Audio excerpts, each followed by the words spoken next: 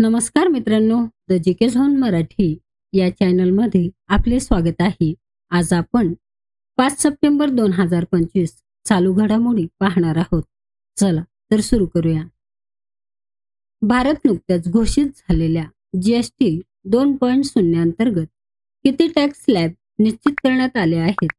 भारतात नुकत्याच घोषित झालेल्या जीएसटी 2.0 अंतर्गत 2 टॅक्स स्लॅब निश्चित करण्यात आले आहे. जीएसटी कौन्सिलच्या 56व्या बैठकीत जीएसटीच्या 2 स्लॅब निश्चित करण्यात आले आहे, 5% आणि 18%. यापूर्वी 4 स्लॅब होते, 5%, 12%, 18% आणि 28%. यापैकी 12 आणि 28%चे स्लॅब रद्द करण्यात आले आहेत. या व्यतिरिक्त सन गुड्स आणि लक्झरी वस्तूंसाठी 40%चा नवीन कर प्रस्तावित केला आहे. Mother Mary comes to me हे पुस्तक कोणी लिहिले आहे? Mother Mary comes to me हे पुस्तक अरुंधती रॉय यांनी लिहिले आहे. हे त्यांचे पहिले स्मृतिचरित्र असून त्यात त्यांनी त्यांच्या आई मेरी रॉय यांच्यासोबतच्या त्यांच्या नातेसंबंधातील अनुभव सांगितले आहे. अरुंधती रॉय यांना the God of small things या पुस्तकासाठी 1997 मध्ये बुकर पुरस्कार मिळाला आहे. भारतात दरवर्षी शिक्षक दिवस कधी साजरा केला जातो? 5 सप्टेंबर रोजी साजरा केला जातो. हा दिवस भारताचे पहिले उपराष्ट्रपती आणि दुसरे राष्ट्रपती डॉक्टर सर्वपल्ली राधाकृष्णन यांच्या जयंतीनिमित्त साजरा केला जातो. त्यांचे शिक्षण क्षेत्रातील योगदानाला आदरांजली वाहण्यासाठी 1962 पासून 5 सप्टेंबर हा दिवस शिक्षक दिन म्हणून साजरा केला जातो. भोगेश्वर बरुआ राष्ट्रीय क्रीडा पुरस्कार कोणत्या राज्याद्वारे सुरू करण्यात आला आहे? भोगेश्वर बरुआ राष्ट्रीय क्रीडा पुरस्कार आसाम या राज्याद्वारे सुरू करण्यात आला आहे. भोगेश्वर बरुआ हे आसामचे पहिले अर्जुन पुरस्कार विजेते होते, ज्यांना 1966 मध्ये हा पुरस्कार मिळाला होता. ते एक प्रसिद्ध ॲथलीट होते ज्यांनी एशियन गेम्समध्ये सुवर्ण आणि रौप्य पदके जिंकली होती. हा पुरस्कार आसाम सरकारने ऑलिम्पिक, आशियाई खेळ, राष्ट्रकुल खेळ आणि जागतिक स्पर्धांमध्ये उत्कृष्ट कामगिरी करणाऱ्या खेळाडूंना आणि प्रशिक्षकांना सन्मानित करण्यासाठी सुरू केला आहे. प्रसिद्ध ज्वालामुखी माउंट सेमेरू कोठे स्थित आहे? प्रसिद्ध ज्वालामुखी माउंट सेमेरू हे इंडोनेशिया येथे स्थित आहे. प्रसिद्ध ज्वालामुखी माउंट सेमेरू इंडोनेशियामध्ये पूर्व जावा बेटावर स्थित आहे. हा एक सक्रिय ज्वालामुखी आहे ज्यामध्ये अलीकडेच एका दिवसात 2दा उद्रेक झाला होता. हा जावा बेटावरील सर्वात उंच ज्वालामुखी आहे, ज्याची उंची सुमारे 3676 मीटर आहे. माउंट सेमेरूने नाव हिंदू धर्मातील सुमेरू पर्वतावरून प्रेरित आहे. शिक्षण मंत्रालयाने जारी केलेल्या नॅशनल इन्स्टिट्यूशनल रँकिंग फ्रेमवर्क 2025 रँकिंगमध्ये भारतातील सर्वोत्कृष्ट संस्था कोणती आहे? IIT मद्रास ही संस्था सर्वोत्कृष्ट आहे.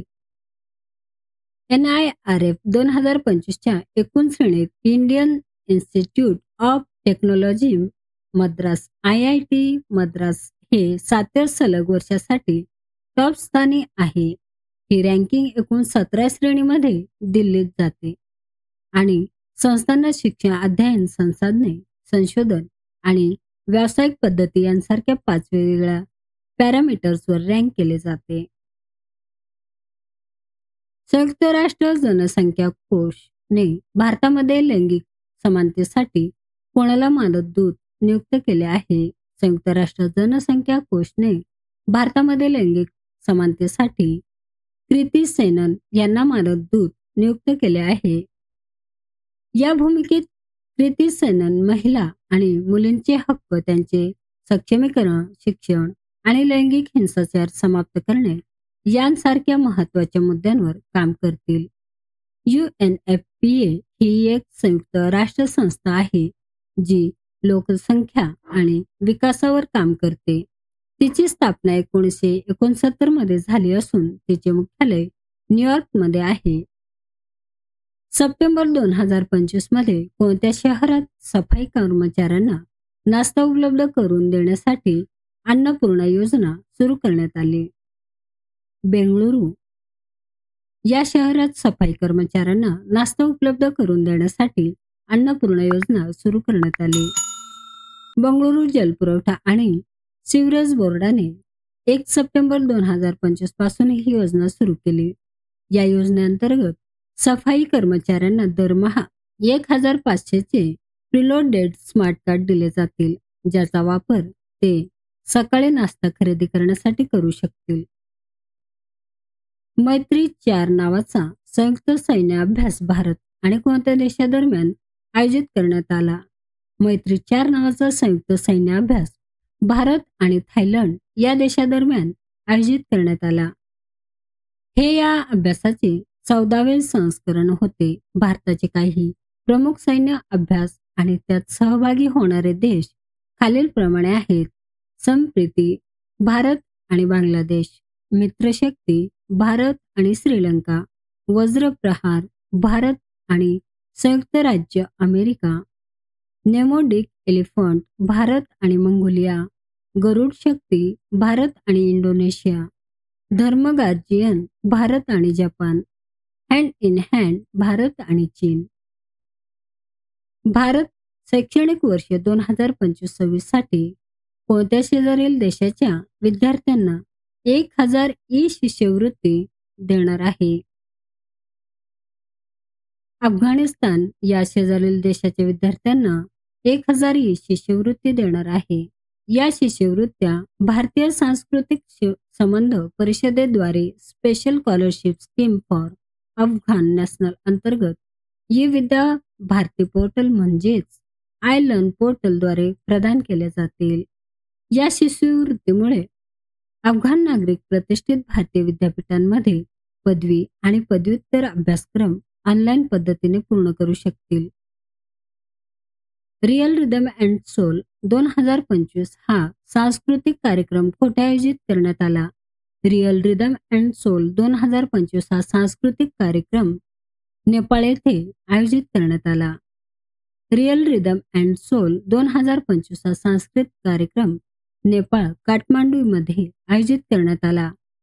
हा नेपाळ आणि रशिया यांच्यातील सांस्कृतिक देवाणघेवाणीवर प्रकाश टाकणारा एक संगीत नाटक प्रस्तुत आहे. पर्यटन वाढवण्यासाठी कोणत्या राज्य सरकारने शरद ऋतू कॅलेंडर 2025 सुरू केले? मेघालय या राज्य सरकारने शरद ऋतू कॅलेंडर 2025 सुरू केले. मेघालय सरकारने पर्यटनाला चालना देण्यासाठी शरद ऋतू कॅलेंडर 2025 हे सुरू केले. जमैकाचे नवीन पंतप्रधान म्हणून कोणाची नियुक्ती करण्यात आली आहे? जमैकाचे नवीन पंतप्रधान म्हणून ॲड्र्यू होलनेस यांची नियुक्ती करण्यात आली. ते जमैका लेबर पार्टीचे नेते असून ॲड्र्यू होलनेस यांनी 3 सप्टेंबर 2025 रोजी झालेल्या निवडणुकीत विजय मिळवून सलग तिसऱ्यांदा पंतप्रधान पद भूषवले आहे. जमैकाची राजधानी किंग्स्टन आहे. मित्रांनो, चॅनल आवडला असेल तर प्लीज नक्कीच सबस्क्राईब करा, व्हिडिओ लाईक करा. धन्यवाद.